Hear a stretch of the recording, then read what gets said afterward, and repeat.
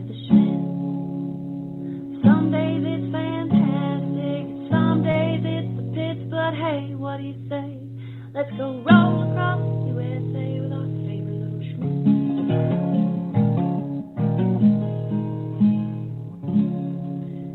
Boop. That is the beautiful and talented Miss Mandy Jo from Idaho. Check her out on YouTube. She's got a bunch of other music on there. She did our wonderful theme song written just for us, and I feel so honored that she did that. It's Monday, which means you're here with the Schmitts, and we truly appreciate that.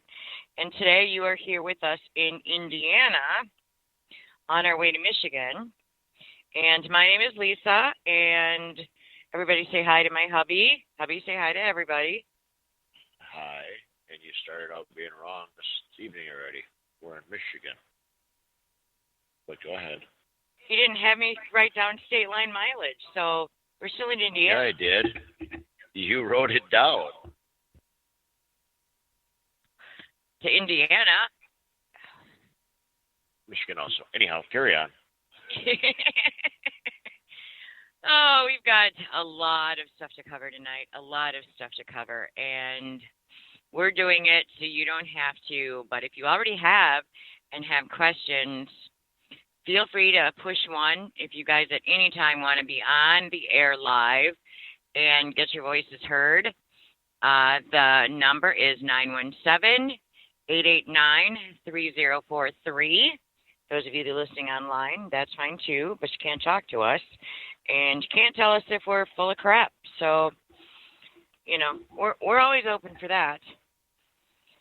Because this show is full of opinions. There's some facts thrown in, of course, with our opinions on those facts.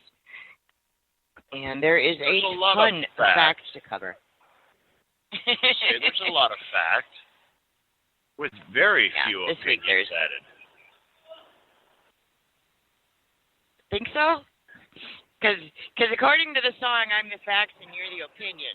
So that must mean you just talk more than me. No, you just talk more than me. That's true. That is true. I will give you that.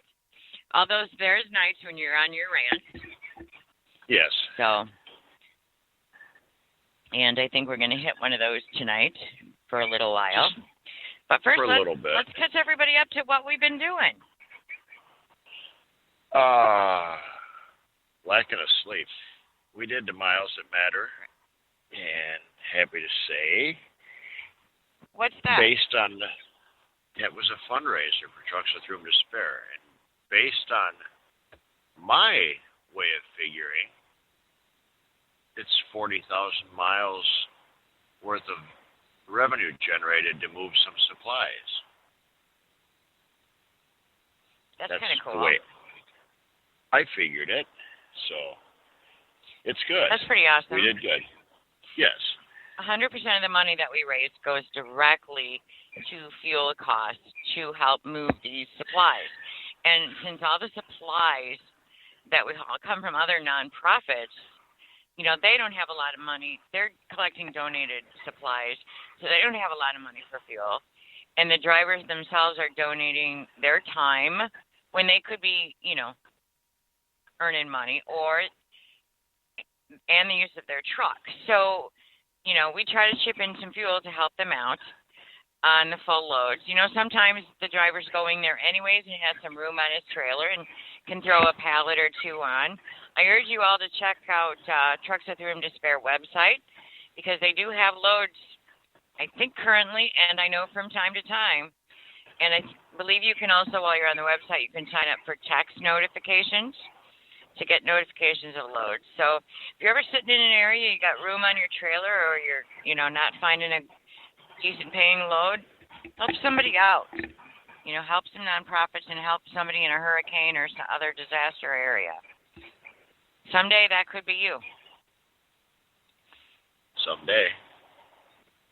But we did that. And for those of you, wait, one more thing. Those of you that did not get in time to sponsor us on our official form, you can still donate. And all you got to do is go to the website, truckswithroomtosspare.org, and there's a donate button on there. And also on our trucking page, Trucking Across America with the Schmitts, is a page that is a link to donate specifically for our fundraiser. And, we did 3,082 miles, and we had a lot of people that sponsored us for a penny a mile, which in the end is going to turn out to be $30.82.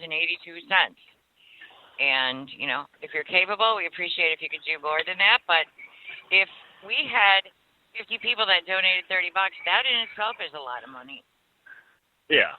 So it all adds every up. little bit counts. Yep. That's how some people win elections. Just a little bit of money from each person. So that's how you get money generated. Just a little bit from each person.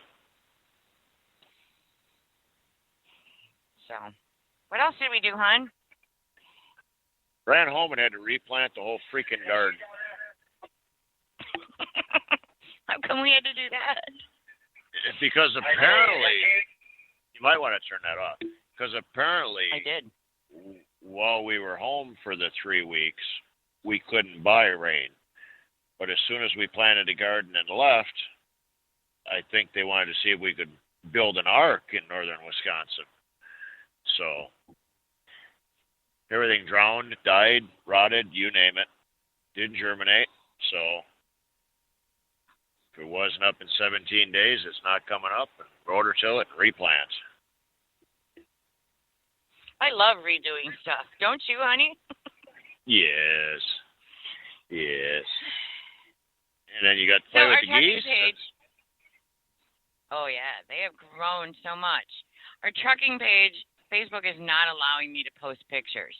So we're a little behind on our loads on there. And I'm really upset because the last post was a video of my husband loading a lift. So that was quite adventurous. A while ago. Yeah, that was quite a while ago. That's the last post. And that was a lot of fun to watch. I use the term fun. Move on. In a unique way. No. I want everybody to watch the video. It was funny. So go check it out. And I will get other pictures up as soon as Facebook lets me. So, right. And we're on our way to Michigan to pick up exempt load. Yes.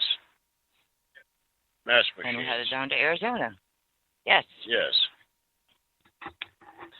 Yeah. So that's been our busy couple of weeks. You got it. You're on, bud. We got up Saturday morning and opened up Facebook to a cute little article that said, "Too simple. Just did a load from Arizona to Oklahoma and drove 950 miles autonomously." Huh. I thought it was from Dallas. That's what we woke up to. No. It drove from Nogales, Arizona to Oklahoma City. According to the article, he drove 60 miles leaving Nogales. Okay, that's going to get him to Tucson. And then the truck drove the rest. Yeah, and then the truck drove the rest of the way to Dallas. And then the driver intervened and drove from Dallas to Oklahoma City. And he did this 10 hours sooner than any other driver. Well, my first thought was, apparently there is no team drivers anymore in the United States. God forbid. Not only did we lose some drivers, but we lost all teams completely. No team has ever done this before. Then my second thought was, bullshit. You can't run that. And I say that, and I feel like I'm farting in the wind because we get no response when we sit and hammer and say, you can't do that. Question being, why can't you do that? Well, for starters, you can because there's not a regulation that says you can't, but there's not a regulation that says you can't. See how that works? Nobody says you can't do it, therefore you can do it because there's not a regulation that goes either way. So,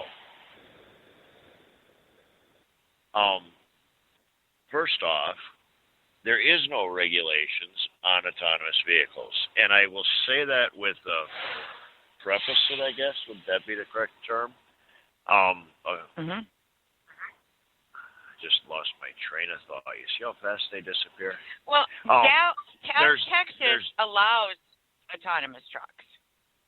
Doesn't matter. It does not matter. That load is not in Texas. That load is going interstate. When you are doing interstate loads, you fall under federal law, not state law. It doesn't matter what the hours of service are per state. You have to follow federal law. There is no regulations on autonomous trucks as far as HOS. So until there is, you follow the existing guideline hours that are there now, which is 11 hours, 10 off. You can't do whatever you want to do. So I guess this is a shout out to every trucking newspaper that felt that they wanted to copy this article or go by the press release and not ask a single question. You act like you are out here putting out information for truck drivers, and all you're doing is being a frickin' parrot without asking the right questions. But isn't that what all media is doing? But nobody asks anything, and everybody thinks everybody's so stupid and naive they're just going to accept this. And the problem is the general public that reads this crap is just accepting this, thinking, oh, this is so good, this is the way to go. Before I get off on that rant, you have to follow federal guidelines until they come up with a ruling for autonomous. Everybody thinks that this is going to happen. Wait.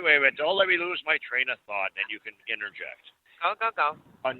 Until this equipment is deemed safe and it gets through NHTSA committee, FMCSA has no jurisdiction over it. They're running this crap on these trucks, and FMCSA has no jurisdiction over it until it is proven safe and effective. They can't make up regulations on shit that's not proven to be safe. And the general public is forgetting that. I couldn't go out here and put cameras on my truck and say I'm autonomous and fall under autonomous regulations because there is none, because it's not been approved by NHTSA. Okay, you can say what you were going to say. Half of the media is just putting out things that meet an agenda, number one. Two Symbols' agenda in pushing this news release was to get investors, number one, and to get the public on their side. The public doesn't understand. 99% of the public doesn't know we have already federally regulated hours. Remember the interview we did with Karl Rose that said, you know, he was going to regulate us and fine us and all the other stuff. They don't know we already have laws that we can only run 11 hours a day in a 14-hour day. They don't know. So when they see this article and they're told that this computer did it quicker than truck drivers can do it, yay, we're going to get our watermelon quicker. And that watermelon's going to be fresher. And even in the press release, food, the quick produce and things like that that have to be delivered quickly, they're going to get to you fresher. Why wouldn't the public want that? Exactly. But here's the other problem with that. Okay, they think they're pulling the wool over people's eyes, and there's some people that are just going to let this go. We're not some of them people. So what did we do? Well, the first thing we did was Go ahead. Called FMCSA. You're beeping. Someone's backing up near you. Yeah, I'll mute for a minute. Go ahead. We called Texas FMCSA and talked to a lady, and I tried to explain to her, I'm like, you know, this isn't right. And she told me, I don't know anything about autonomous. I'll get you to someone who does. And I told her up front, I said, I'm going to warn you right now, I know about autonomous. We've done this research. And, the laws are that you still have to follow the human regulations because computers are not regulated as a driver yet. And so that person hasn't called me back yet, but we did reach out to Bill Mahoney in D.C. And, of course, he called down to Too Simple because he knew what I wanted to know. And I'm guessing he spoke to his buddy Jim Mullins, the former administrator of the FMCSA, who now works for Too Simple, and said, these reporters are not asking the right questions, and the truck drivers are questioning it because they know the rules. So maybe you should be proactive and tell them how you abided by the HOS. And 99% of the time they say they had another driver they picked up along the way. Problem So with that whole when Lee and I were... Hold it. Go ahead. That's not what Bill Mahoney said. Bill Mahoney called Mullins, and he said, do you remember them two people that are from Wisconsin that caused a lot of freaking issues? They're all on top of this shit, and I am tired of receiving their phone calls. You better start figuring out what you're going to say to the newspapers so these people stop bothering me. I'm pretty sure that's how the conversation went. But go ahead. It probably did. It probably did. You are 100% right. These people are a thorn in our side. But go ahead. The press doesn't know the right questions to ask. We do. I did reach out to a bunch of media people and say, listen, you don't know the right questions to ask. Your article is right, but it's wrong. If you want to know the truth, ask a truck driver what questions to ask. And we are going to reach out to Too Simple anonymously through some anonymous sources, and we're going to ask them the right questions. And one of the things that you and I sat and talked about is, okay, so the driver drove. Now, all of you drivers, pull out your little paper log and work with me here. They drove for 60 miles, and then they went on duty. Supposedly, in their perfect little world, you're going to crawl in the back and take a nap while the truck is driving down the road. That's Too Simple's goal. They told us that straight from their mouth. And then when you get to a certain point, then you're going to wake up all refreshed and take over the last part of the truck. Hold it, What's ding, the ding, problem ding, with ding, that, ding. Hold it, ding, ding. We can't just transfer positions. I can't be driving down the road and jump out of the seat and let you take over and grab my logbook and say, okay, you're driving. I'm off duty. Vehicle has to come to a complete stop first. Then you have to have a duty change of duty status. Right. Then you can go in the bunk or on duty, whatever you want. Okay, so you're going off duty. You're going off duty because you're in the back. You're not in charge of the truck, right? Right. Okay. Go ahead. So you can go off duty even though you're in the sleeper? Yeah. Wait a second. How can you do that, though? What happens Why can't you? if the truck gets pulled over by a cop or has an accident, heaven forbid?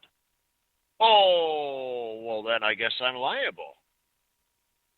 But you're not off duty if you're still responsible for that load at any given moment. Am I right? And see, Isn't that... You're correct. Even and that a is shipper doesn't...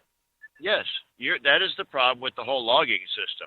I am responsible for this truck, this trailer, this load from the time we left the house until the time we get home.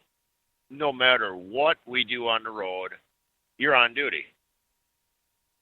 You are 100% liable for this truck and trailer no matter what. But I know where you're going. I understand.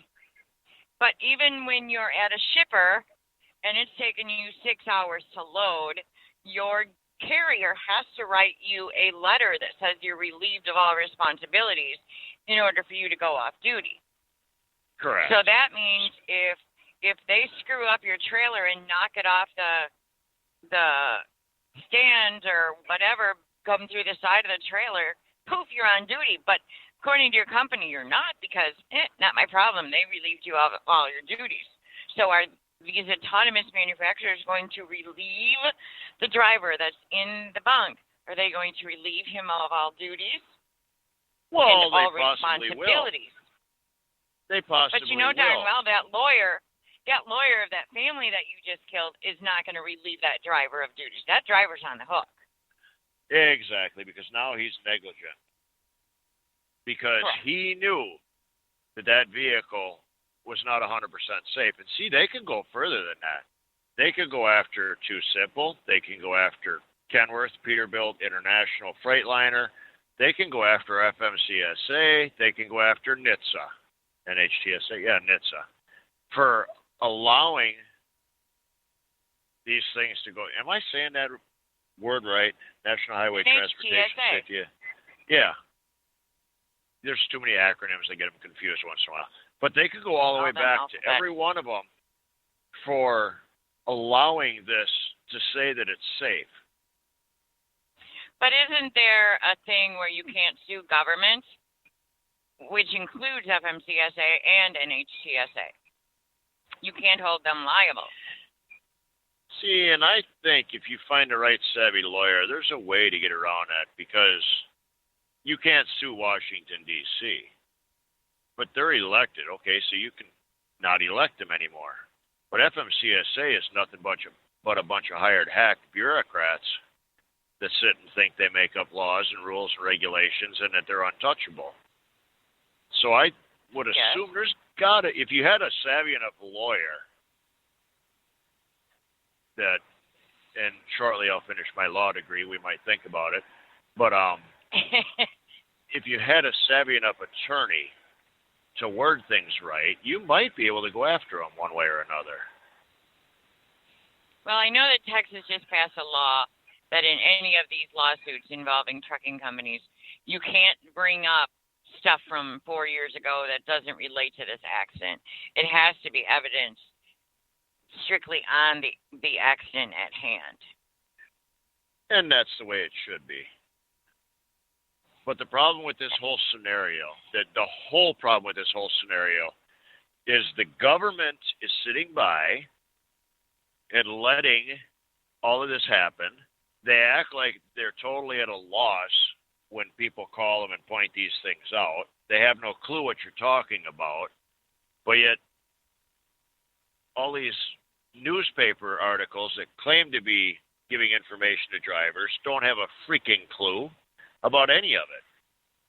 And I did talk to Mike Matuzak from OOIDA about this and said, what is wrong with Landline? Landline runs out of your office. I says, can you walk over and say, could you at least do your job? He said, well, I don't think I could put it that way. I said, well, I would. They're supposed to be representing owner-operators, giving out information. But they're not giving out all of the information, and they're supposed to be an organization that's supposed to know about trucking issues. So all he was going to reassure me was that he was going to make an attempt to tell them to maybe add corrections to this article. He couldn't go over and tell them. Yeah. And I said, well, that's all I can ask. I said, you know, you guys claim to be representing owner-operator businesses. Maybe point them in the right direction. So well, I'm glad remember they did the article, ago, but they should have asked the right questions.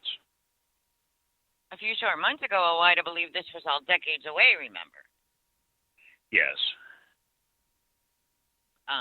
There is other good news about a Landline article that I'll bring up later regarding something else you did this week. Now, our truck driver is in the bunk, and he is still on duty because he's still in charge of the truck. So how long was he on duty while the truck was driving down the road? Well, 950 miles. And here, I won't say names, but I had a discussion with another driver this past week, and he brought something to mind. Good Lord, there's going to be a crash out here at the Daytona parking lot. He brought to mind that what about the driver? What about that driver that's confined to that truck now for the 950 miles? How come it's okay for this autonomous truck to just go trucking down the road 950 miles, and that driver's supposed to be perfectly okay with that and confined? Where does he go to the bathroom? I can see peeing in a bottle, driving down the road, sitting in the bunk, pee in a bottle, big deal. It'd be kind of hard to take a shit in that same bottle. No, You but a know, lot of drivers have portable toilets in their truck. whatever. You are confined now to this area because, hey, we got to get that load there. That truck is doing all the work. You can just relax and do whatever you want. But the idea is still Right, that but you're off duty, so we don't have to pay you. but you're still confined to your 6x6 cubicle as a prisoner. Right, but that's why they say all these people with felonies on their records that just got out of prison would be okay doing truck driving because they're used to being in this prison cell like we are all the time. And he's So off it's duty, the heck so you with don't need to take your half-hour break. It's the heck with worrying about the driver whatsoever as long as that truck is making money, the almighty dollar. As long as that public gets their watermelon 3 hours fresher than with a real human. That's what counts. Or toilet paper. And I do chuckle Right. because there was another article that did ask some questions. And one of the things, oh, damn it. I bounce around too Are you fast having in my squirrel head. times? Yeah. Yes. And none of us can keep up with you. Keep going. I'll remember it. Okay. I'm bouncing So, between two different articles and trying to remember what each one said. I'm confusing Yep. some words with other words in my head, and I want to make sure I get to the right one, but go ahead. So the driver's in the sleeper. I'm sure they have him logged as off duty, but we all know from doing wait this a minute, I job, remember he's now. not off duty. He's on duty. Okay. I love it that the public gets to see my world. Yeah, welcome to my world. See what I get to deal with every day? Yep. He drove 950 miles, and somebody made a big deal in one of these articles, I don't remember which one it was, that they drove 800 miles one day, or drove 16 hours straight, and they like to died. And I thought to myself, did you just learn how to drive?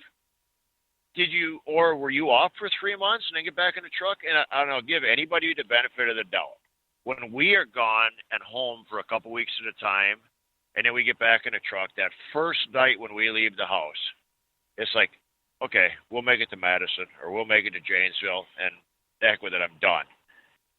But when you're running all the time, a 900 or a 16-hour day is not a big deal.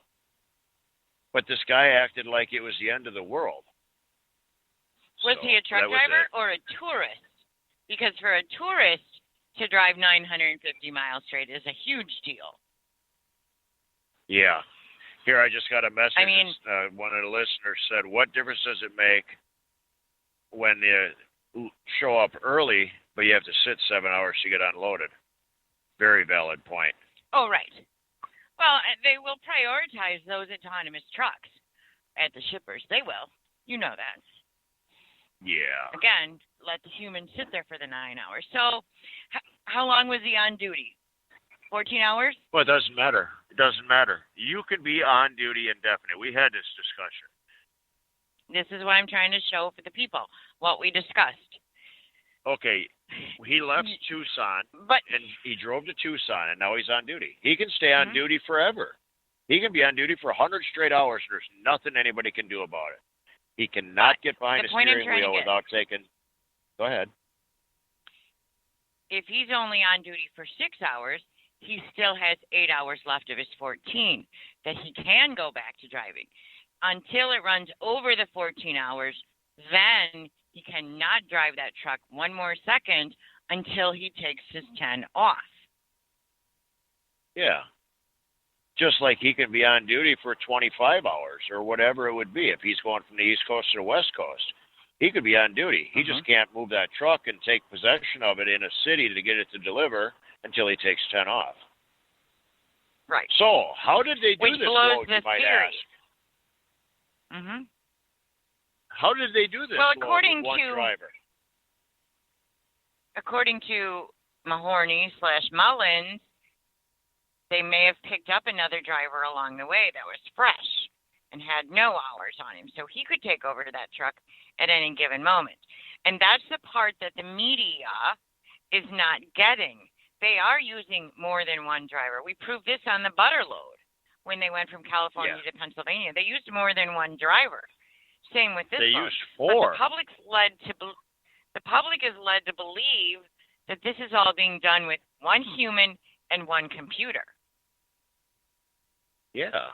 Because you say whatever you have to say to get investors in your business. And right now, they're looking for billions of dollars. Right. And the easiest way to get billions of dollars is to tell half-truths. Right. But the public believes them because the public believes everything the media tells you. We're going to get our watermelons quicker. They're going to be cheaper because we only have to pay one driver. We don't have to pay 2. What's bad about that? So, all right, we got a caller. I want to put this caller on. All right. Hello. 0547, you're live. Hi. Yeah. Hi there. Well, yeah, the half-truths they're telling to get money. In 2012, I was in a congressional meeting, whatever you want to call it. There was autonomous people there, and they were saying it would be 70 years before they would have this on the road. I don't think it's been no 70 years. But no. You're right about them not asking the questions. They should be asking, hey, you small business owners, guess what? No drivers in the truck, and if anybody thinks they're going to keep drivers in there, what are they going to pay them?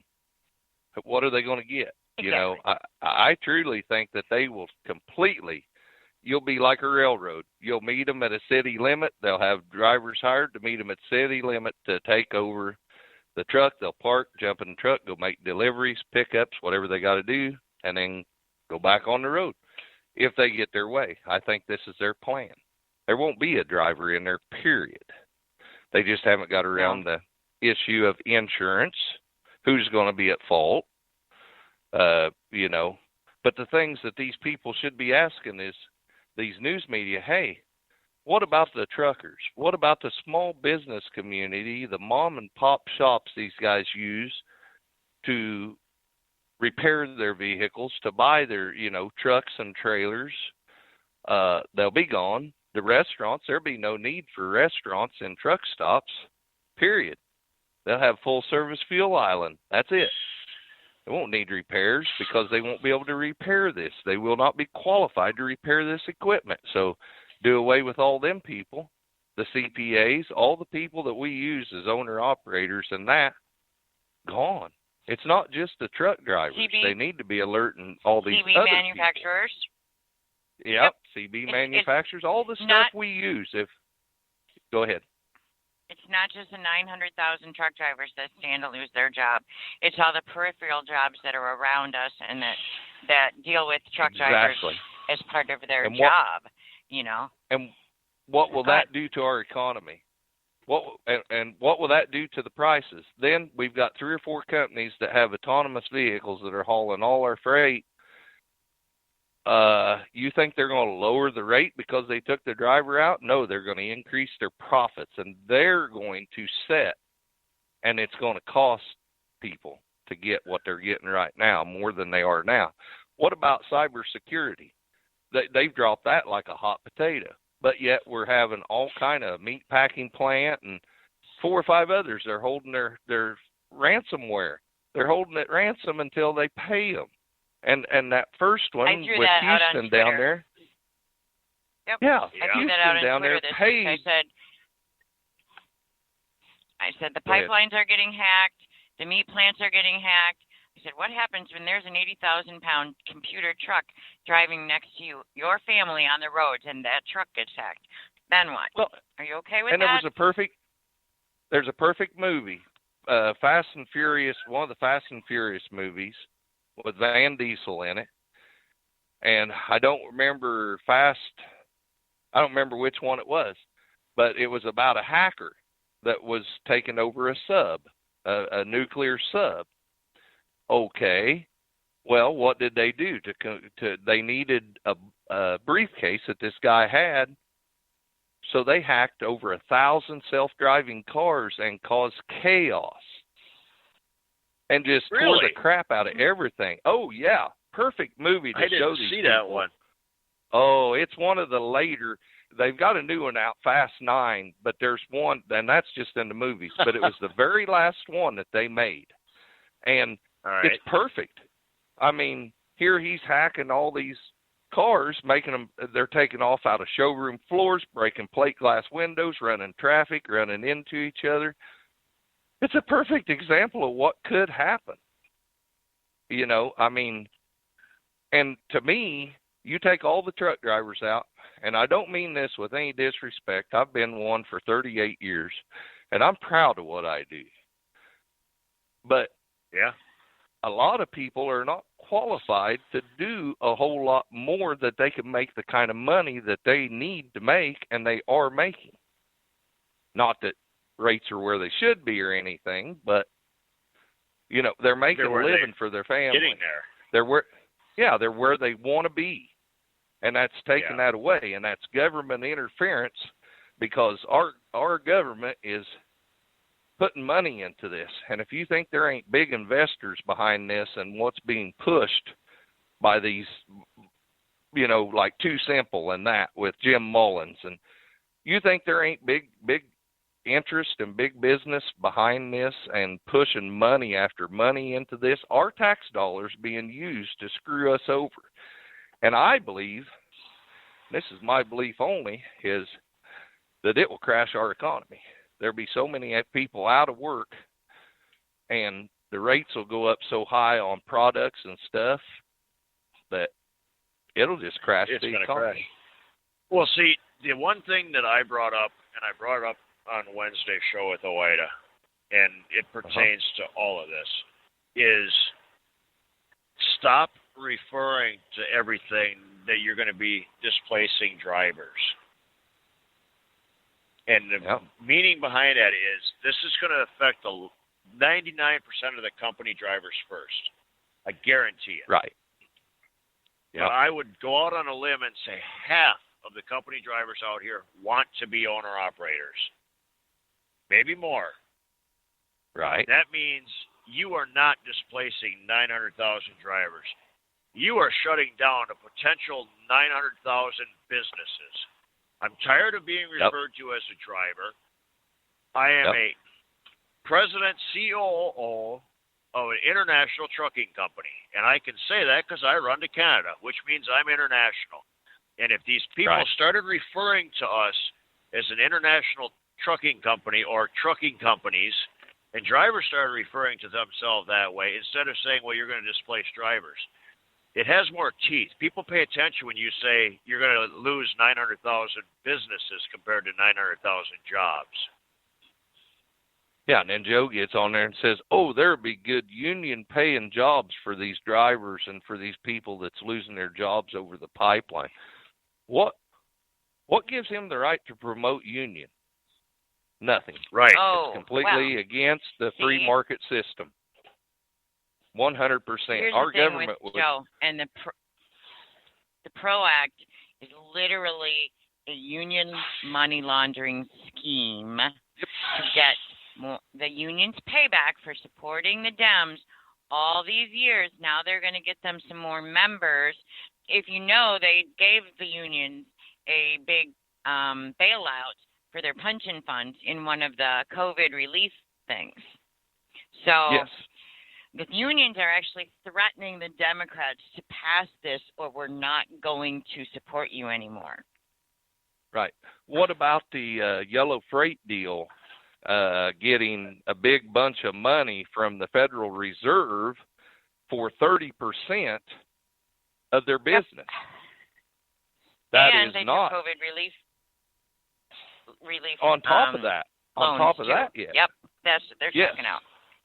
But that was separate from the millions of dollars. I forget how many millions it was, but it was millions and millions of dollar bailout for yellow freight, and and the Federal Reserve somehow gave that to them, but took 30% equity in their business. That's government interference. That is picking winners and losers, and that's the legislative, judicial, and executive branches. We have three branches, separation of powers, and they are way overstepping their bounds. They're interfering in free market. they're destroying everything, our whole country. Yep. And whether it's their intent or not. Go ahead.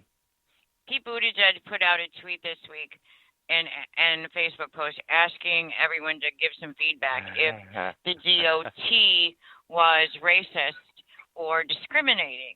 And I posed it. I said, yeah, you're discriminating against humans over computers. And I told Bill Mahorny, I said, you know, Bill, I said, the issue is going to be when you allow these autonomous trucks to have their driver in the back seat go off duty, and you hinder us human drivers from getting those same benefits. So you're going to take preference over the computers, over the humans, to try and prove that these computers are somehow better than us. Right. No, they're definitely not. I don't know a computer that has compassion or that will take a ditch or run in a lake or swerve to miss a bus or stop and help, stop and get out and help someone that's rolled a car or a semi or, I don't know how a computer could even help rather than dialing 911. And we can do that. Well, there's no benefit. And I don't see how they're not going to recognize a car on the ditch as needing help in order to say, hey, I should call 911. And the other thing that we and I learned, and I don't know if you heard this, those autonomous trucks recognize a school bus as a box. It doesn't recognize it as a package of 40 to 50 children. So if you're going to see that, but that's a good point. Or a box, you're going to hit the box before you hit the car. So now there's 30 children that will die because the autonomous truck doesn't have the ability to recognize that as a package of little beings. Well, and my whole point of it is, I love what I do. There's so many risks to going autonomous and everything. There is so much risk and so much unknown, and there's not a lot of benefit, but no future generations could become real truck drivers. It knocks out a whole segment of work. But, they're doing this out of greed and everything else with no safety. The government tells you there will still be truck driver jobs available. The problem is those truck driving jobs will all be day jobs where you're home in your bed every single night. There's going to be no more long-haul truck driving. It's all going to be short, because the autonomous trucks can't do the final mile delivery. So once they drop and hook their freight at a drop yard at the edge of a city, now a local driver will come in and they'll go bump the dock and make all the city streets. That's what the human drivers are going to do in the future. And of course, if you're not doing the long-haul miles, you're also not going to get the long-haul pay. And that's just as much of a danger as putting them out of work. The ones that do have work will not be able to make a living doing this. My questions would be security. Show me the benefit of using computers over humans, and the longevity. I mean, the truckers themselves are going to suffer. Them, their families. That, like I said, not all, but a good portion of these people know nothing but trucking. That's it. Yep. And the stuff they do know, like farming or that, the big farmers already took over. So, the big farmers, you can't go buy ground and start farming again. Oh, no. You don't want to work in a factory. What are you going to do? The question that should be asked is or the statement, I guess, should be, just because you can doesn't mean you should. Look at our economy, what it's going to do. Look at the people, the citizens, the true owners of this country. Look at what it's going to do to them. We're going to crash. That's my rant for the evening. Well, we appreciate you calling in and listening. Yep. I think that's why the media doesn't ask the important questions. That's why the media doesn't ask the important questions. That's why they're trying to convince the public that the computers are the way to go. Well, let me ask you this. If I thought I was done with my rant, but I'm not quite done. 90% of the accidents between autos and semis are the autos' fault. Cars. So, yep. Why haven't they went after the auto sector, way before 98? My perception because the attorneys, they won't. Yeah. They won't go after the car's fault because they know we've got millions of dollars. One way or another, they can get millions of dollars out of our insurance companies or us or businesses, but they can't get that from a car. And it's not good just to blame, a said car caused pileup of 75 trucks. Out of that car, the guy's like, yeah, okay, I was awake for so long. They can't go after them. They can't prove anything. But us, yesterday you drove a half hour past when you should have stopped, or you didn't take your half hour break 3 days ago. We can go back. If you'd have done that, you wouldn't be here. It's your fault. Boom. Yep, exactly. But if they're talking safety, they like to hide behind that word safety. That's how they get things pushed through Washington. Yep. Yep. Yeah. And his Pete Buttigieg, his statement or his question on Facebook, I saw that and I replied to it. And I said, yes, I think you're totally racist against small business, mom and pop small businesses, trucking small businesses. I think you're overstepping your bounds and you need to back off.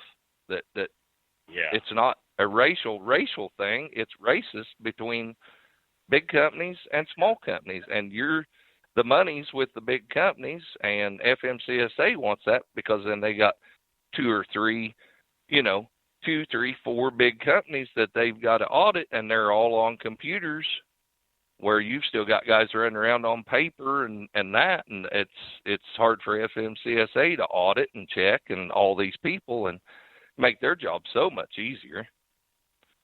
So but it's not about making it easier. It's about making it safer. Yeah.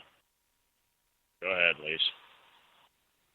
No, I'm good. I'm just, they don't get it. They don't listen to us, and I get frustrated because drivers don't see the big picture and see what's happening to us. Drivers keep telling me, oh, it's not going to happen for decades. Oh, how will they fuel? Oh, they can't do city streets. Drivers are not waking up. You can look at it like this, we're a year and a half into preaching on this, and we've not reached anybody, I feel. Well, I know it. I totally agree because they don't want to listen. They've got their minds made up because their minds are ruled by their pocketbooks. But everything is ruled by it. Everybody goes by the almighty dollar. Everybody. I work. I'll haul anything for the right dollar amount. Everybody has a price, so we're nothing but a bunch of hookers, basically. But how? Think about it. You'll do anything for the right dollar amount. You get the right dollar amount, you pretty much do anything. You're making the decision for you. You're not making the decision like the government is for millions of people. But how do we get the drivers to wake up? We were just home for 3 weeks. Did I affect anything? No. If somebody wanted to shut down tomorrow over this whole ordeal, everything that's going on right now with this administration and trucking, and somebody said, hey, we're going to D.C., shut it down. Hey, when are we going? I'm ready. Let's go. Yep. How come it's always the same 30, 40, 50 people that do this when there's 3.5 million drivers out here? Yep. And it doesn't matter what podcast or show you listen to. It's always the same group of people that show up, and the rest of the people are concerned with what can I put in my pocket now? Well, if you don't start waking up pretty soon and start arguing back about this crap, you're not going to have anything to put in your pocket because you're going to be the first guy out of a job. The rest of us are trying to figure out how to make this work and get by and skirt the issues on stuff until we can figure out when enough people have said enough is enough. And them saying, oh, we're going to keep the drivers in there. We're going to keep the drivers in there. No, absolutely not. I do not agree with autonomous. I agree technology like the robotics for the doctors that can aid them in doing really technical surgeries, and it comes out better and they're okay with it in their business because they get to charge for that, that's fine. I love that kind of technology. It saves lives. But to completely displace a whole sector of the working blue-collar industry with no additional safety, the cars are still going to run into them trucks. It's impossible to stop the accidents. Education, on the other hand, education and rules and regulations for the four-wheelers that, texting and education on that, and making it to where you get caught doing that, you lose your license. I mean, making the penalties fit the crime that they're doing. And I'm not saying it's a really bad crime, but if it kills somebody, it turns into a really bad crime. But I mean, There's ways of straightening this industry up without the technology of driverless trucks. And like I said, I will quit. I will not be a truck driver. I don't know what I'll do, if I'll collect a government check, or I have no idea what I'm going to do. But if it comes down to the point of, oh, well, the truck's going to drive itself for a while and you're going to sleep in the bunk, oh, hell no. I'm sorry. I ain't doing it. That's a big red flag for me. No, will not do it. They're hoping that we all phase out, die, retire. This will all be in place in the next 10 years. I guarantee it. It'll be sooner than that. But thanks for the call in. Go ahead. Yep. Thank you, guys. Thanks for calling. You did a good job. I've got one more thought I'm going to bring in, so keep on listening. Okay. Yep. Go ahead, Lisa. So he brought up the fact that when they tell him to sleep in the back while the truck is driving down the road, he'll quit. And now even that officer that you were educating about autonomous thought that was a crazy idea to sleep in the back while it's driving down the road.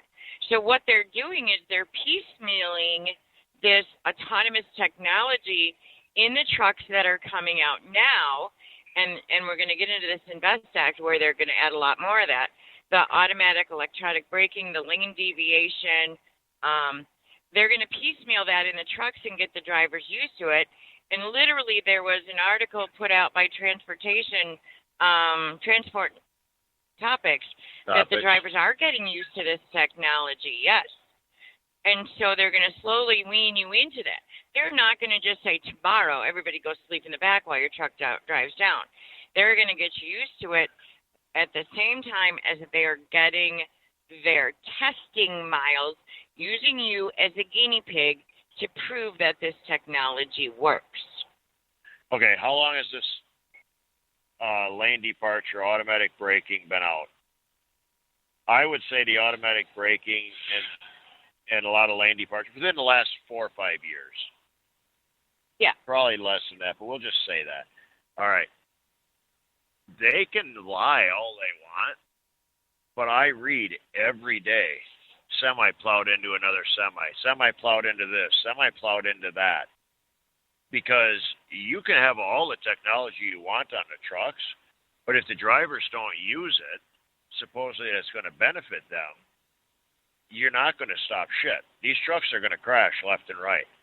A lot of the crashes that we see are newer trucks that have a lot of this technology on them, but the drivers shut it off and aren't paying attention and plow into things, kill people left and right. So you can't tell me that they've saved 26 lives even. Or is it 29? I'm going to take the opposite of you on that one. The drivers are not shutting it off. They're relying on it too much. I can go as fast as I want and follow behind that car in front of me as closely as I want to, because my truck will beep and it will stop itself. I don't need to worry about it. They're relying on the technology, or because you and I both know you can't shut it off. But the other thing that the safety groups are going to tell you about this technology is that not everybody has it. So let's mandate it in every single truck. then we'll stop the accidents. And that's what's coming out in this Invest Act that they came out with. So. Guess what I just heard? Did I lose you? Oh, yeah. What did you just heard? A train horn? Are we at a place where we can sleep? We cannot win. Well, my husband's figured out that we can't sleep ever since we were in South Dakota unless we have a train next door to us, right, honey? It does not matter where we're at. Somehow or another, we end up next to a set of tracks. Somehow or another, in the middle of the night, there has to be a train horn going off. It just never fails. Have yet to be able to park anywhere in this country and think that we're not going to get caught by a train. But anyhow. So remember last week when you were on OIDA's, every other week they do a Wednesday noon. Is it noon or 11? They do a live Facebook with Mike and Tustock. And you were on there and you said what you said earlier about them referring to us as small businesses rather than truck drivers. Landline did put out an article today with Todd Spencer doing a statement to get rid of, regulations that will hurt small businesses. They are doing that now. And I think they need to push that even further. Everybody needs to push it. Everybody sitting here listening that owns a truck. You're the president and COO of your business. What other business in this country do we get told we can only keep our lights on and our doors open for 11 hours a day? There's no other business in this country that is regulated as heavy as we are. Correct. There's nothing. And everybody just sits and keeps taking it, and they'll say, well, no, you can answer the phone anytime. Well, really? So I'm going to answer the phone a couple hours after I go to bed. Now I'm actually doing business for my business on the phone, possibly. Legally, I'm supposed to be on duty if you wanted to get that technical about it. So now I just screwed up my day, and I can't turn my lights on. I got to sit for another 10 hours. Does anybody do that? No. Right. People are going to get up and drive anyhow and say that they didn't answer the phone. Just like if you get up and walk in and use the bathroom. You're on duty. Well, you're not, but you're not in your sleeper, so you logged wrong. You didn't log accurately. So you falsified your log. So therefore, everything I do is off duty. That's not legal. Well, yeah, it is, because I might get up in the middle of the night. I might go to the bathroom. I might sit in the front seat. I might be in the bunk. Whatever. So, what's your next topic you want to discuss? Well, for the next hour, I feel like Rush Limbaugh here. I've got a whole stack of material, and if I can get to it, I will, and if I can't, I won't, and we'll carry it over till next week if it's still applicable. So we all know that... Is your formerly nicotine stained hands? No, mine are currently nicotine stained. Okay.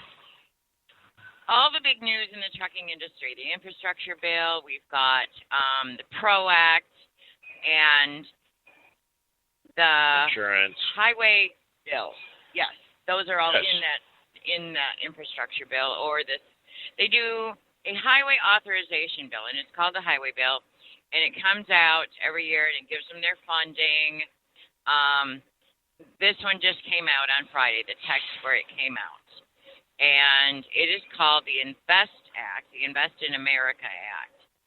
And what that does is it sets policy for the transportation, DOT, highway fund, and FMCSA's money, and NHTSA's money. That's what it does. And that text came out this week, and I want to cover that. And if anybody has read it already, I want to hear what your concerns are in this bill. And you've all seen the articles that have come out about it. They want to raise the insurance to $2 million. This bill is in the House of Representatives. It was proposed by 3 Democrats, not a Republican co-signer whatsoever. So that's their, reaching across the aisle and bringing the country together. We all thought the insurance was going to be raised to $4.9 million. This bill only asked for it to go to $2 million, up from $750,000. So that's one thing that's in here. Why don't we cover that a little bit? What's your thoughts on that, raising the insurance minimums? I can go both ways. Do I think it should be raised? Yeah, I do. Because it hasn't been raised since it was, the 80s? Okay, should it be raised? Yeah. Would that stop some of these people from starting trucking companies? Yes. Would that cause some of these people to go out of business that don't belong in trucking because they're trying to haul everything on a shoestring basis? Yes. And I don't have a problem with it, but I do. It's not going to double your cost. No, but what it would do, all right, let's say it goes in. Let's say it's in right now, tomorrow morning. All right. That is going to affect a lot of people that aren't going to be able to afford the insurance. Okay. The people that can, our rates just stay up. See, everything has a trickle-down effect. Drivers' pay is better right now than it's been in years. Or at least my pay is. All drivers' pay, pretty much above the board, is better than it's been in years. And if it stays this way, people can afford the $2 million insurance because you're not going to double and triple your payment to the insurance company to go up. But the rates need to stay and then keep going up higher because everything goes up except drivers' wages since the 80s. I made more money, well, other than now, I made more money back in the 80s than I was up until since January. We made more money back then than we did all of last year, basically. Because wages haven't gone up, because it's been a race to the bottom. Who can haul the cheapest freight to get it there, just so they can get it there so they can make their truck payment? But again, this is where it falls back on, you're forgetting you're in business to make a profit. Not be in business just to drive down the road and pay for that truck and not have nothing but a pile of junk when you're done paying it off. This is a business. We're supposed to be profitable. So now rates are where they're supposed to be. So I don't have a problem with the insurance going up. I gave you my reasons why. But the rates need to stay up and keep going up to keep paying for the cost of everything that's going up at the same time. Fuel's going up. Rates should go up. Insurance is going to go up. Rates should go up. Cost of living is going up. Rates should go up. Why is it truck drivers always got to suck the bottom of the barrel just to move your freight to make people happy? Okay, so we have $2 million of liability coverage, and our insurance payments are very cheap right now. I think we're only paying like $6,500 a year. And we're with another company, so we get the discount that they get. But the problem, the reason our rates are so cheap is because our safety score is so good. So this will, the people that can't afford it, they will be the ones that have bad safety scores, in addition to the ones that can't run their business. So that's my thought. Raising the insurance to $2 million, I think we'll get some of the unsafer trucks off the road. Not saying that I'm 100% for it, but like you said, it hasn't been raised in a long time. It could be raised. Yeah. Same thing with the fuel tax. That should be raised too, after they do an independent audit. Right. All right. What else is in this bill that we need to know about? They've got $1 billion in there for truck parking. That was surprising. They've got what's the catches? What's the catches? You know, I'm going to be honest. We have a life, and I didn't have time to read it. I'm just going through. They have a summary page, and I've been going through that, writing down the important ones. And so their yearly budget of $600 million got changed to $700 million with a stroke of a pen. Poof. We just spent another $100 million. But that is for nationally significant freight and highway projects. Okay. Highway program and member. And they added more money, $14 billion. This one's good, for highway program and member designated programs. So that means Nancy Pelosi can have her little pet projects out of this $14 billion. So if it wasn't, your congressman didn't submit this as a project, you won't get money for it. That's kind of unfair, I think. Here's one for you, honey. Go ahead. Go ahead. I was going to say, he brought up the last caller brought up a point that I wanted to make. Son of a. Okay. Hey, we heard that. Congressman, I lost my train of thought. Congressman, he was saying all these different people that are involved and invested in this. I would go out on a limb and say Senator Thune has got to be one of them that's got money invested in this one way or another, because he is one of the people on the Transportation Committee that is so for everything autonomous. You can't get him to say one bad word about any of this new technology whatsoever. So somewhere along the way, he's getting his pocket lined. Probably. He's got money invested in it one way or another. His stockbroker, his family, his wife, somebody related to him has money invested in this crap, and he is going to stand to make billions. Prove me wrong. So this INVEST Act is 1,249 pages, literally. I mean, just the summary of this bill is 54 pages. Section 1,623. I thought this one would be of interest to you, honey. They're going to approve a 10% axle weight tolerance for transporting dry bulk goods. Okay. So they're going to raise the heavier 10% trucks. 8,000 pounds. So what? It's 8,000 pounds. 10% axle weight tolerance for dry goods. We don't haul dry goods. No. Dry well, bulk yeah, we goods. do. Skid loader's dry. It's dry underneath the tarp. But it's not like a bulk good. So we won't get that. Only those guys will. Okay, so you got 10% on 4 axles. So you're telling me that they're safer and can haul heavier weight than us? Why? It doesn't say they need to have any extra training or better brakes. That's 7,200 pounds heavier is all they're going to go. Okay. Total. Now they get to make more money because most of those people are paid by the weight. Yeah. And I don't have an issue with that, because when we haul ag, you're allowed 10% automatically. When you're loading in the field, going from the field to the farm or field to the co-op, it's 10% automatically. You don't hear people bitching and screaming and hollering at us when we're doing it. Why is it any different? That doesn't bother me. I don't. Depends what road we're on, though. Depends you what gotta road we're state on. roads. State highways. You know, the interstates don't allow that. Which so here, is does funny. this mean they will?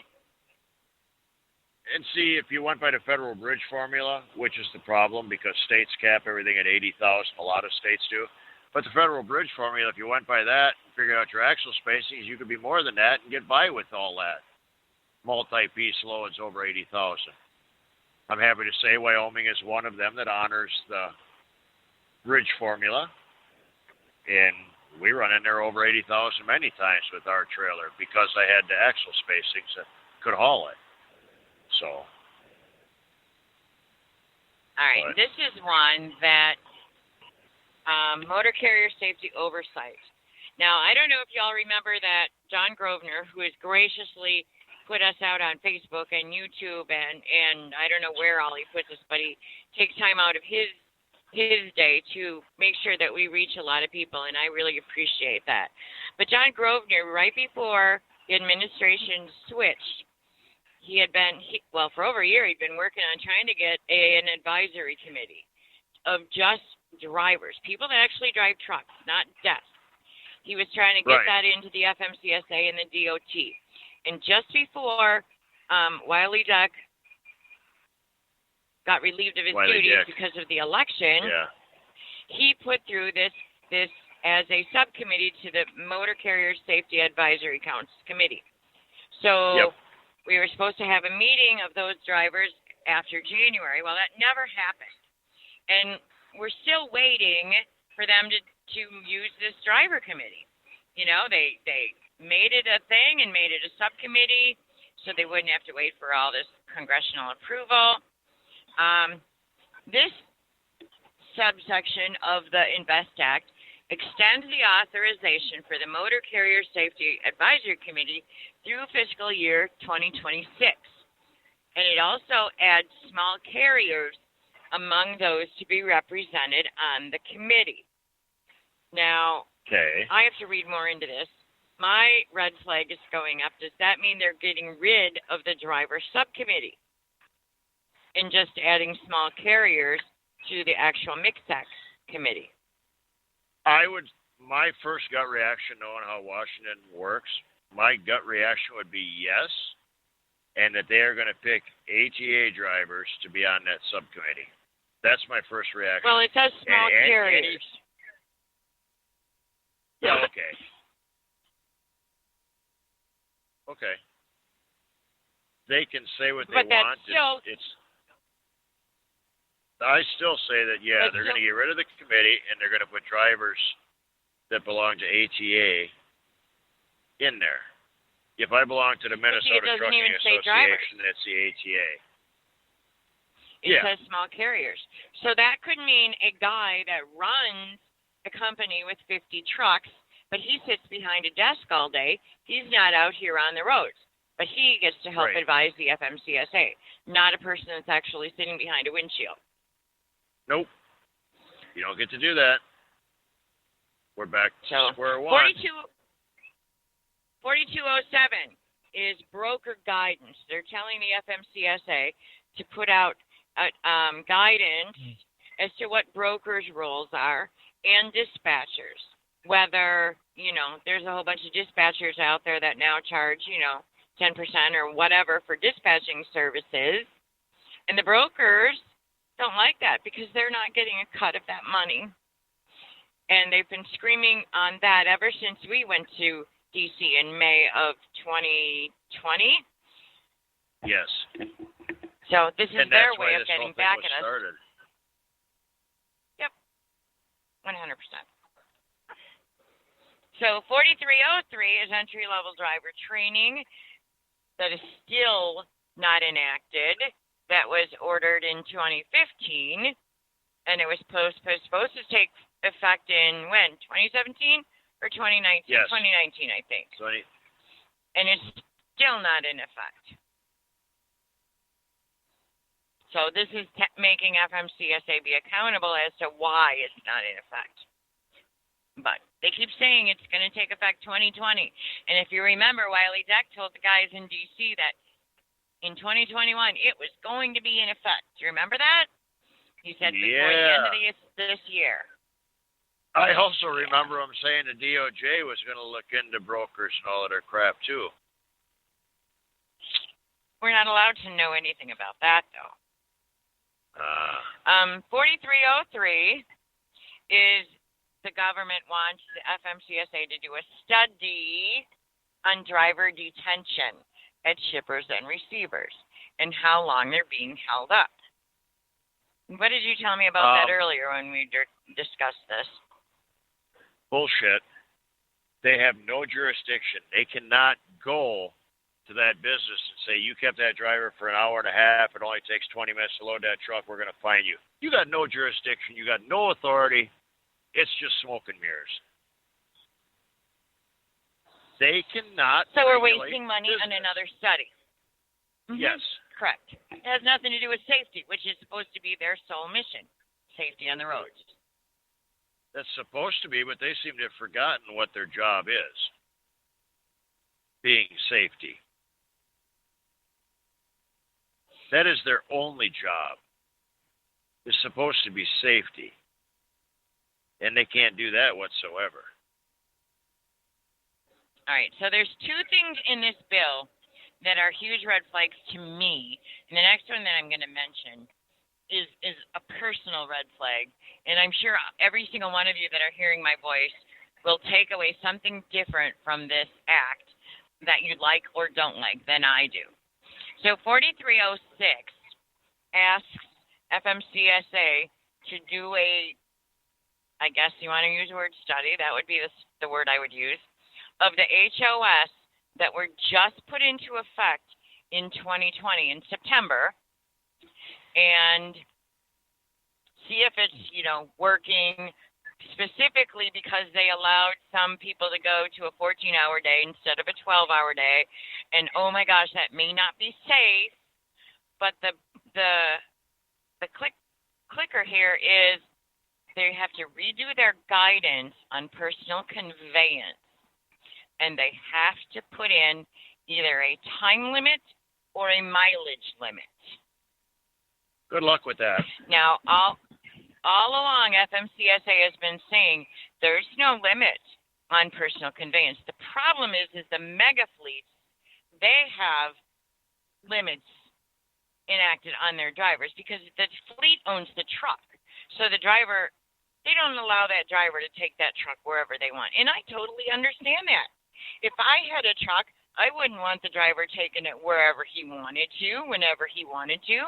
That's my fuel. That's my truck. You're not going to put wear and tear on my truck to do your personal laundry. I get it. But the problem comes in is when they want a small business owner like Lee and myself that own the truck, we pay the place, we pay the insurance, we pay the fuel. Now you as the government think you can tell me when and where I can drive this truck when Yes. I'm not physically under a load? No, you don't. Because I'm going to do it anyways. You don't have any authority to tell me I can't drive. Why When I'm don't out they? in Colorado and I just deliver this load, if I want to go to Disneyland or Disneyland in California, you can't stop me. It's my freaking truck. You cannot stop me from driving my truck wherever I want. And if Yep. you don't want it on PC, then you're going to get it on nothing. No log, no nothing. I'll rip the thing out and go on my trip and come back. The miles I put on my truck are just that, my miles, period. Not raking So revenue. This is a major issue for me. This is Yes. my personal vehicle. That'd be like me telling Bill Mahoney, well, once you get done in D.C. here at the FMCSA office, you can't go out to dinner with your wife with that vehicle. You only get 20 miles. And if you can't do it in 20 miles, you can't do it. Oh, no, wait a minute.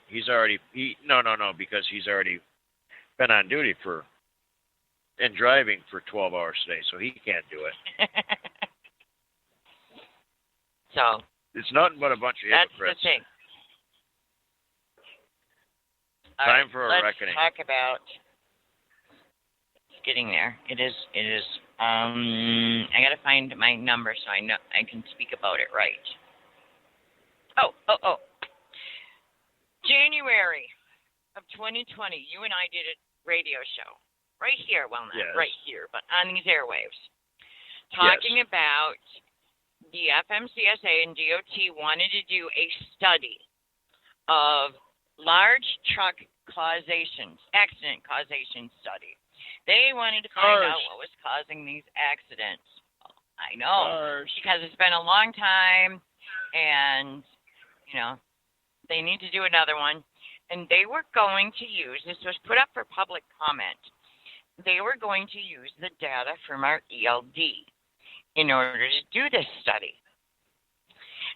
And I know that you and I personally, our comment called them out on this because in MAP 21, when the ELDs were enacted, it specifically states that the DOT cannot use the ELD for any other purpose at all other than enforcing hours of service.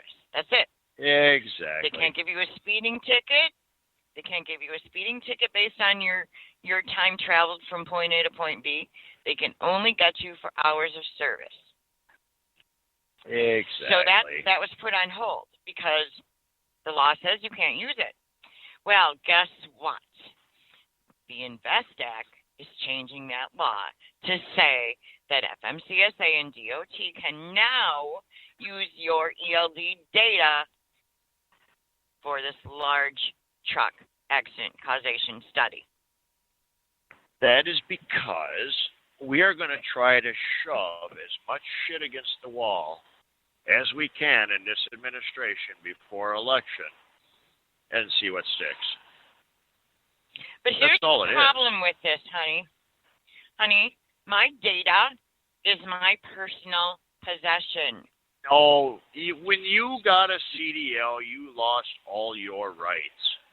You have no right to anything. You have no right to a jury amongst your peers. You have no right to a court. You have nothing. And this is something that Andrew Yang, when he was running for president, brought up, is our personal data. All these large companies, these tech companies, Google, Facebook, Twitter, all of them are using your data for their own purposes. They're selling it. They're making money. And now the FMCSA is going to be allowed to take our personal data for their own purposes. Yes. But here's the problem. They don't have to compensate me for using that data. They'll say, oh, it's all anonymous. BS. I own my data. My data is mine. And if you want to take it, you better pay me for it because you already ordered me to get an ELD. And I have to pay a damn subscription for that ELD. While on the back end, they turn around and sell my data. So they're making money two ways there. Yes. And for them to take your personal data. Why? Yes. For them to take your personal data is exactly like them walking in your home and taking your refrigerator with no reason. You get shot. Or taking your gun. Or taking your couch. Shot. You own it. But they get to take it. Now, isn't there an amendment that says the government can't take your stuff? I don't know. Without due process? Yeah. You have a right to due process, yes. Illegal search and seizure, due process, yeah. This law is going to give them permission to take your data. Just take it from you. Because they're the government, they can do what they want. You need to just start bowing down and say yes. Now, here's the other part of that I didn't mention at the beginning of this conversation. When they're doing this large causation truck study, you know why they're doing it? Because they need to have the data to show that trucks are not safe or that cars are not safe so they can put more automated stuff in, vice versa, either one. And say if we just eliminate the driver, the computers are safer. Hey, that was a pretty good guess. That's their way to get rid of all of the vehicles on the highway. See, the whole problem with their whole scenario is we, as drivers, I do it subconsciously, look at everybody I pass. You're at an intersection. You're making eye contact with people, whether I do it in a semi or I do it in my own vehicle. So we can kind of predict, and it's just an eye glance thing. Well, that computer doesn't know what we're looking at. You make face contact or anything with that, or you watch the way people are doing things, we know what's going to happen or anticipate. A computer can't. So if they keep saying, well, if we made all of this autonomous cars and trucks linked together, we'd stop all crashes. We'd save 26 lives. Or is it 29? I keep forgetting. I lose in the numbers. 26. But here's the point, honey. They want to take our data to give to the autonomous trucks to put us out of a job. No, to close my business. That's why they want to use our data. Ding, ding, ding. Yeah. Yes. And everybody that drives a newer truck is just bowing down and saying, oh, yeah, I like all this safety equipment on here. It's so much better. It's going to make it safer. You're giving them all the information. You can still order semis without anything on them other than ABS brakes. There is no federal law that says you have to have lane departure, auto steering, auto braking, all of that crap yet. The only federal law that's on a truck right now is it must be equipped with ABS brakes. But That's here's it. the problem. Every truck on that lot has all that crap on it. And if you can't get want it them off. to take it off, they can't.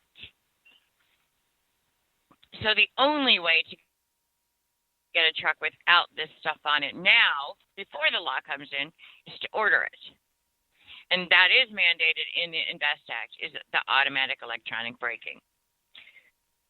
So if this passes the way it is, they will have every single truck that comes off the line will have automatic electronic brakes. And you won't be able to order it without them.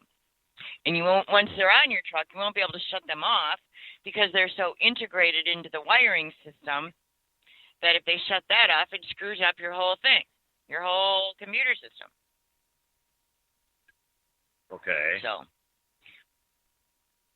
all right, we have another caller. Oh, we have a few callers here. Okay, 5,000. You're live on the air. Hey, where do I sign up for that salary that they're going to send me for my information? There isn't one. They're just going to take it from you. I thought They're not paying I you. missed part of it, but I came in where you said that we were getting paid for our information. We're not getting paid No, for it. no. You missed the word not. You missed the word not, that important word. Damn it. Here's what it is. You have to pay for your data collection, and then the company will sell it to whoever they want, so they get paid both ways. But the government can just take it for free because they're the government. I got all excited for nothing. How's this going to work with anybody that has a 2000 or older truck because they're not on ELDs? So the government Maybe is they're just gonna hoping send that us a check that could be. to get our info. Yeah. Have you received many checks from the government? No, lots of bills though. I wish they'd switch that around. Right. And probably not the kind of checks you like to receive either. No. Anyways, I don't know how I got on here. Oh, You hit one. you hit one. No, I didn't. Probably the roads in Dallas hit one. Oh. There you go. There you go. Well, we appreciate you listening. I'll put you back on listen because I got another caller I can take too. So, thank you. All right. Thank you. All right, honey, you'll recognize this voice too. 0140, you're live.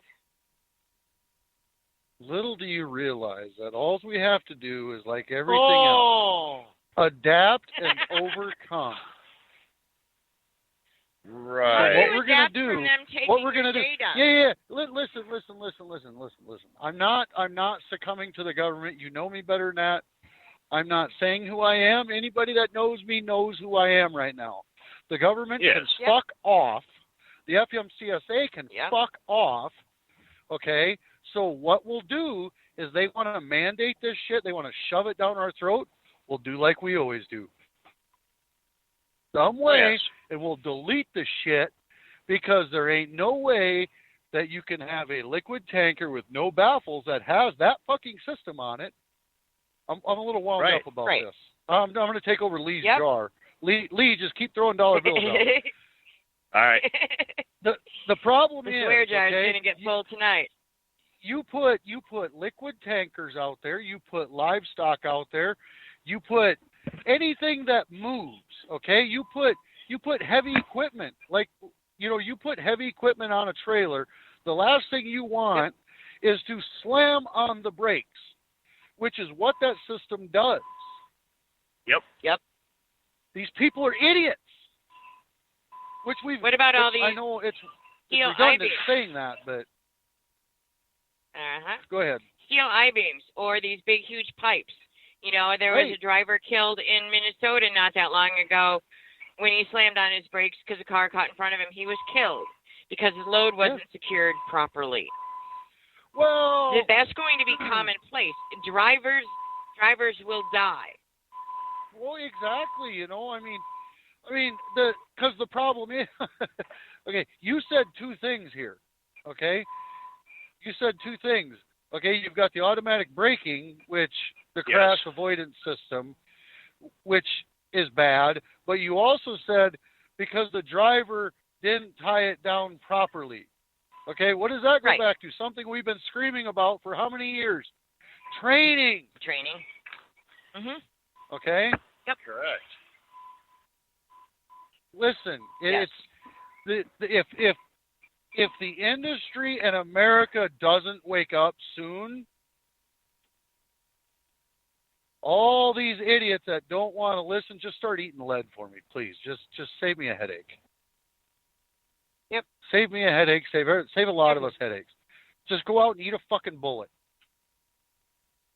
Because it's frustrating to know that our industry, I'm not saying we could have saved anything, all right? I'm not saying that by us going to D.C., I mean, by us, I mean you, me, how many other people that went to D.C. I'm not saying we were the lifesavers. But anytime we gain traction, okay, I'm going to get a little off subject here for just a minute.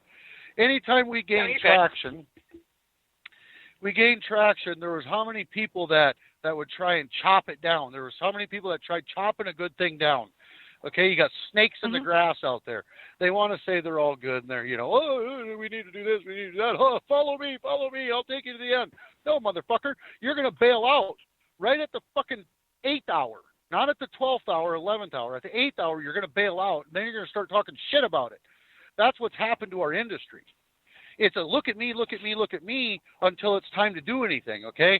The government is 10 steps ahead of us right now. If we were only 2 steps behind them, maybe we had a chance.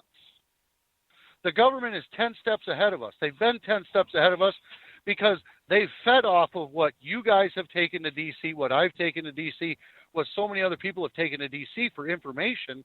They fed off of that. I'm a true believer in this, and tell me I'm crazy if you want. But they fed off of that information, and they went, ooh, we never thought about that. Ooh, we got to look into that. Exactly. Right. Because we gave them scenarios. How many scenarios did you give them? How many scenarios did a lot of people give them? Okay, we gave them scenarios of if it gets this far, then this could happen. And look where we're at now. We're at that level. We're our worst enemy. We kind of are. Think of what could happen, and the problem is we blab it out when we get a chance and show up at a Matt's and basically say you're a bunch of dumbasses. You didn't think about this. Oh, what did we think about? And then we tell them, and they go home. Hey, he's right. We didn't think about this. How can we fix this? Correct. And it's pretty sad, I mean, it's.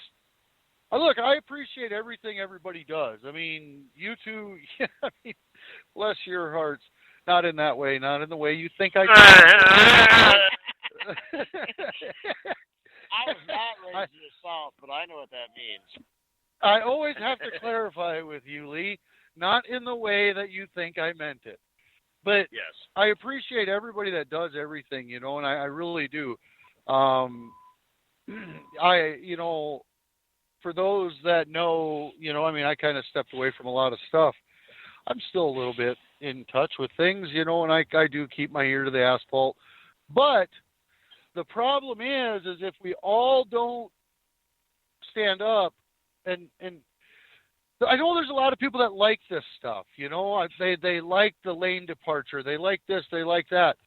I do have a friend of mine, now this has been a few years ago, Peterbilt would not shut it off for him, but Kenworth did. They shut the braking off. Yeah. And I mean, it's dangerous. It really, really is, guys. Well, and I'll argue with any. Go ahead. No, I was just going to say, I'll argue with anybody on that. After there's no data proving that it's safe. There's no data. I mean, I talked to somebody that has that on their truck, and after talking to him and what it did, we both had thought that, this could be the reason why a lot of these new guys are getting in crashes, because that auto braking locked up. And the new guys, not that older guys are more experienced, but older guys with more experience could have had something like that happen at one point or another, so you kind of know what to do where a new guy doesn't. So that could be a reason some of these newer guys are getting in crashes left and right because the auto braking is locking up the truck and they don't know what to do. Yeah, that very well could be because, I mean, if you think about it, I mean, just look at what you guys haul. I mean, Yeah. my wife's car has it, okay? Her last two vehicles have had it, all right? You know, look, if you're not paying attention, it'll slam on the brakes. Don't kid yourself. So now you take that 10-fold and you integrate that into a Class 8 semi, hauling whatever.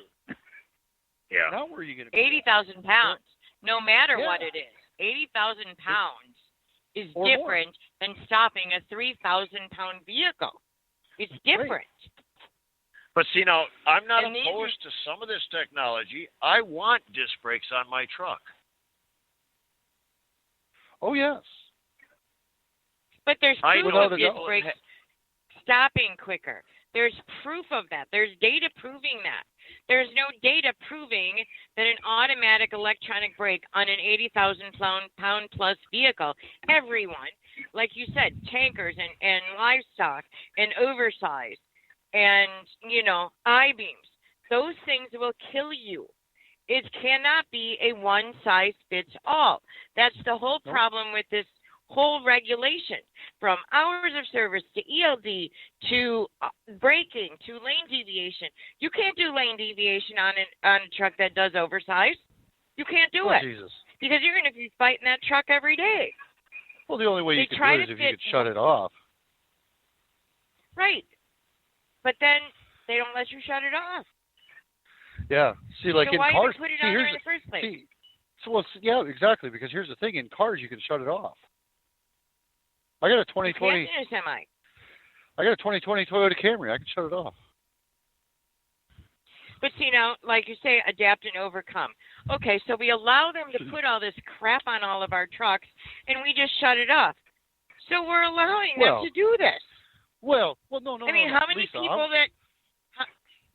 How many people that right when the ELD came out went and bought a non-ELD truck? Right. No, I agree with you 100%. But that's where we're at, though. Because we don't have enough people to stand up and go to the government and help the people that have been doing it fight it, right? So what I'm getting at, I'm being a little facetious and kind of a smartass when I say it is fuck it, we'll just adapt and overcome, just like we always have, because a small group of people can't do it themselves. No, you can't do it yourselves, and you can't do it without pockets full of money. No, that's the truth. That right there is the truth. And truck drivers, bless their hearts, they won't stand up for the industry, and they won't pay somebody else to do it. Those are your choices. And yes, you either pay somebody to represent you. Yeah, I do. You know, so many truck drivers I hear, it doesn't matter to me that autonomous trucks are coming out because I'm retiring in 10 years, so it doesn't matter. Okay, so you're okay with these 80,000-pound computers driving next to your grandchildren on the road. That's okay with you. But you won't stand up and you won't pay somebody else to do it. Yeah, it's scary. Bless your heart. It's scary and I'll get out. Yeah, bless your heart is right. You're 100%. Oh, so I agree. You all keep saying one key word here. Safety. Their whole mind is safety. What government agency was created in 2000 to regulate safety? The and FMCA. Their only job was supposed to be to regulate safety. The FMCA. And how's that working for you? They've been in business for 21 years, and what have they done that's been safer? It's not working for shit. Record. Right. They have a proven it's not working track for record. Shit. Yeah. Because I'm going to say this. And anybody listening, I apologize. I don't mean it this way. I don't mean it like it's going to sound. But now we've got somebody in there that just wants to get on there and say him and his husband are proud to say that they're here for Gay Pride Month. So what the hell is that going to do with safety? Exactly. That's not your job. I don't give a Exactly. shit. Exactly. And that's not your job. Either do I. Either do I. That's not the FMCSA's job. That's not the Department of Transportation's job. That is not. And then also what has been showing up on my Facebook feed lately from the FMCSA from what's his name? I know his name, but I'm not going to say it. I can say I want to say something, but I'm not gonna. What's his name? Right. Is that now you can get on the FMCA's website and you can see on there, you can find safe moving companies for homeowners and stuff like that. You can find trusted moving companies. That ain't their fucking job to promote moving companies. That ain't their job to promote trucking companies. It is their job to implement safety into the industry, not to ruin the industry. It's across the board. And it's not anytime we have come at them with safety, what have they done? Run. Nothing. They've done nothing. It's not their job to promote autonomous trucks. It's not their job to promote electric truck companies on these roads. It's not their job. They're not doing what they're supposed to be doing. So they're literally in no better shape than the ICC was. Nope. Literally, exactly. After 21 years, you've done nothing. Okay, so what do we do? I'm going to D.C. tomorrow. You want to go to D.C.? Fuck it, we're going to shut everything down. We get a group of people on this show here tonight, hear me saying that, and yeah, you're going to get people that are going to go. But you know what? It's going to end up being the same group of people that have gone for the last 4 or 5 years. That's all it's going to be. Exactly. So why do anything about it? Until somebody gets frustrated enough. So we are. So should we stop trying? Should we stop fighting? Is that what we do? No, we just allow them to roll over us? We come up with alternative ways. Adapt and overcome. Doesn't always mean figure out a way to deal with it. It figures out a way to get back at them. If this consequence happens, if you do this, what's the consequences of this? Where will it put me? Now what can I do? Who do I get to speak up to now if this happens? Adapt and overcome doesn't mean to say to hell with it. It figures out a way to burn them. Exactly. And burn them in front of everybody. If what you figure out works. Hey, you guys talk amongst yourselves. How long are you guys on till? 10 more minutes or what? Yeah. 15 minutes. Oh, okay. Okay. I gotta run into Peterbilt and I gotta grab some parts and I'm heading to the truck. I'll call you guys a little later and we'll deviate. We'll deviate here. So I'll I gotta run into Peterbilt though, so I gotta run. We'll let somebody else on. I apologize for ruffling any feathers. So it's quite all right. No, actually, that's why we're here. Actually, I don't. Fuck off. See you guys. Love you. See ya. Bye. All right. Bye, guys. So anybody else want to voice any more opinions? The swear jar got full. Anybody else want to call in? Let's hear your opinions. 917-889-3043. Be sure to push 1. We'll get you on the air. So, honey, what else do you want to cover on the Invest Act? Otherwise, I've got a few other things. You can go ahead. I was going to jump into the money set aside for the truck, but I got to dig into that a little bit more before next week. So money set aside for the truck. That what are you talking about? FMCA is asking for the $655 million to promote $675 million to promote. Yep. I got to dig into that. So that'll be one thing for next week. One other thing that's been facing our industry and every industry is the PRO Act. And like we discussed earlier with the first caller, it's a money laundering thing for the Democrats. So there's a strike going on right now. Well, I guess it's currently off, but it might go back on, involving Volvo. Their workers have been on strike because they're fighting for better wages and better conditions.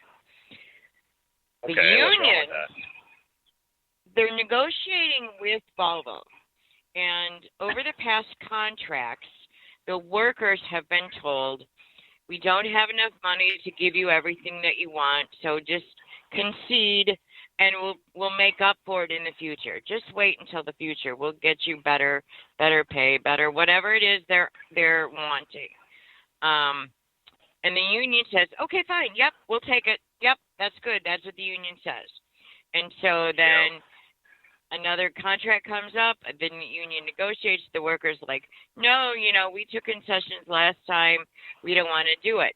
The union says, well, we'll go on strike. So they strike, and then we're back to negotiating. So now let's go back to work. The union is literally taking the side of Volvo. They are not taking the side of their rank and file members. The rank and file members have actually formed a committee against the union because they're tired of waiting for their concessions. So the rank and now file is tell upset me, with the union leaders? Yes, because they don't want to take any more concessions. So now tell me, how is this PRO Act getting us all to join a union, whether we want to or not? How is that better for the worker? When here's a perfect example of how it's not. Now I'm gonna add another comment in here.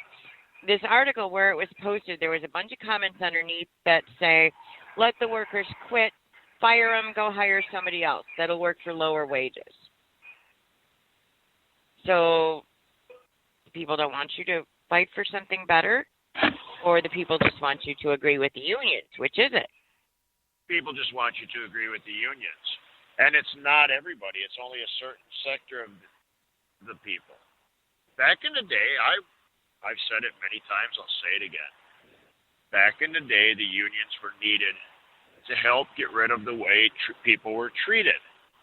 I have no problem with that. I will say that till the day I die.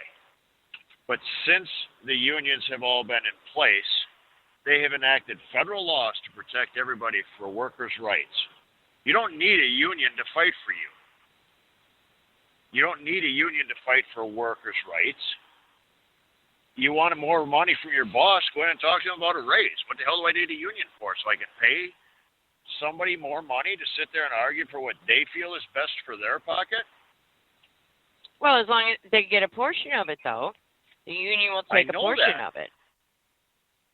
And there's some people that well, like everyone always says, I could care less. But if it wasn't for unions, honey, you wouldn't have a 40-hour work week. You would have to work 7 days a week if it wasn't for unions. I've never worked less than 7 days a week my entire life. I grew up on a dairy farm. We don't even know what the mean Christmas is. Let alone truck drivers. Dairy farmers work 7 days a week, 365 days a year. It doesn't matter if it's a holiday or a wedding or a death. You still got to milk cows. You still got to work. So your 40-hour, 7-day, or 5-day work week never happens for a lot of the people in this industry. The younger generation, not a whole lot of them grew up on farms anymore. But still. So what you're saying is farmers need a union? Minnesota's big for having union farmers. It's pretty sure that's where that started, DFL. I don't know. No, they don't need a freaking union. Farmers stand together more than truck drivers do. Go ahead. This is true. We have one more topic. The second one is too long to get into in the amount of time we have left. Okay. A lot of truck drivers applied for PPP business loans from the government in the COVID relief. Supposedly there's a website for that. What do you mean? You can type in anybody's name and see who got money from the government. All right. Well, another trucking company is facing fraud charges for getting $467,000 in PPP loans. This was the Carlisle, Pennsylvania trucking company. Okay. What's that? Go ahead. I was asking, this is different than the one guy in Florida that got millions? Yeah, this is way different. Okay. Yeah. Okay. Yeah.